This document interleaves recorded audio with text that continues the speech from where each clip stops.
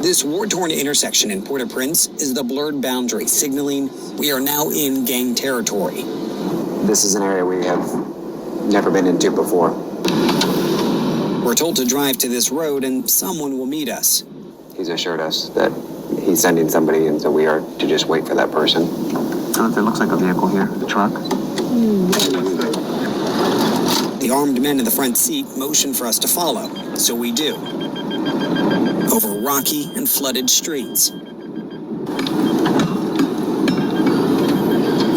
We're venturing deeper into land that for months Haitian security experts have warned, stay away from. But we've been assured by this gang's leader that we'll be safe. We only hope his messaging reached all the checkpoints. 4 guys in the car behind us as well, so they're fully escorting us in. No, they've added a motorbike with 2 guys. After 45 minutes, They're asking us to move. Okay. several dozen masked men and women, most carrying guns, direct us towards a driveway. All right, this guy in front of us now seeming to be leading us to some sort of house. Good. We're about to step out and meet Vitelom Innocent, considered by both U.S. and Haitian authorities to be a violent criminal and leader of the Croix-Barrier gang. He's one of the FBI's 10 most wanted, with a bounty of up to $2 million, accused in the kidnapping of American missionaries and the death of another American hostage. Vitelom rarely seeks media attention, yet given he commands what some U.S. officials say is the largest gang in Port-au-Prince, and his domain includes the U.S. Embassy, we wanted to better understand his motives. Vitelom agrees to meet us. Hi there. On his turf. I'm David. Flanked by his followers, he leads us inside this flashy mansion. And so is this your home? In a room filled with gold-rimmed furniture and stuffed animals, I ask him about the crisis engulfing Haiti. Our dream is to rid the country of the corrupt oligarchs and politicians who are holding us back, he says. We need to get rid of the system and return stability to Haiti. He speaks with intention and calls for greater dialogue. But if it's the same system that's been in power, then as armed groups, we will never put down our weapons, he says. And so do you have regular communications with, as you say, the other armed groups? Yes, we're united, he tells me. The gangs have formed a coalition known as Vivre Ensemble, or Living Together, and collectively they push back on foreign intervention, holding tight their grips over a fractured state, some using terror tactics like kidnapping, rape, and murder to sustain control. Is that something you've participated in ordering your men and women to kidnap? He says he hopes to defend himself in court against those allegations. And while not denying his followers have kidnapped people, he deflects blame to outside forces for creating a state of corruption as he sees it. He's eager to show us other parts of his home and territory and introduces us to his top commander. So you're his cousin? Security experts suggest Croix-Barrier has more than 1,000 armed gang members, including recently escaped inmates. As you can see, a lot of his armed soldiers and followers are around us. And he's suggesting that we follow and drive with him. He brings us to the edge of his territory. We notice his guards, normally curious and watching us, are instead looking outward, cautiously, toward another gang's territory. A reminder that the coalition of gangs might be more fragile than portrayed.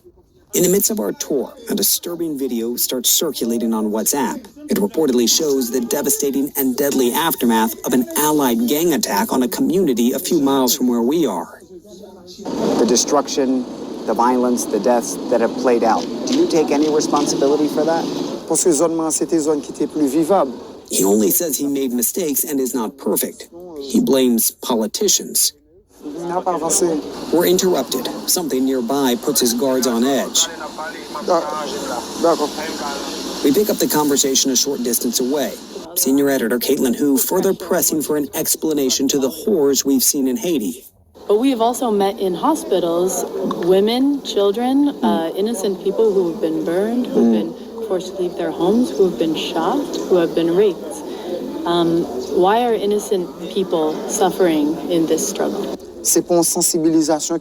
He does not clearly answer. Instead, he frames the months of deadly street violence as collateral damage.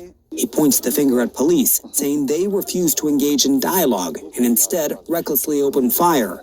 Police say they're desperately trying to keep the gangs from gaining more ground. Vitelom claims to be a man of faith, devout in practicing voodoo, a common religion here in Haiti.